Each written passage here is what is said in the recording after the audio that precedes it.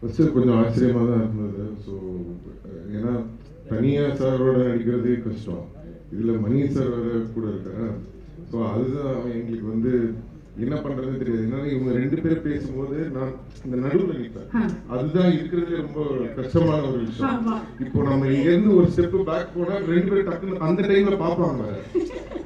So நம்ம பேசவும் முடியாது, எதுவும் பண்ண முடியாது. But it was very nice to watch both of them. எனக்கு இந்த ஆப்பர்ச்சுனிட்டி கிடைச்சதுக்கு ஐ எம் வெரி பிளஸ்ட். ஏன்னா இட்ஸ் நாட் ஜஸ்ட் இப்போ நம்ம வந்து சார் கிட்ட நான் எப்பவுமே எந்த படத்துக்கு போனாலுமே அது எந்த டைரக்டராக இருந்தாலும் யாராக இருந்தாலும் அவங்க உட்காந்து என்ன பண்ணுறாங்கன்னு சார் சொன்ன மாதிரி எல்லாமே லேர்ன் பண்ணுவேன். அப்படி ஒரு லேர்னிங் ப்ராசஸை தான் நான் பார்த்தேன்.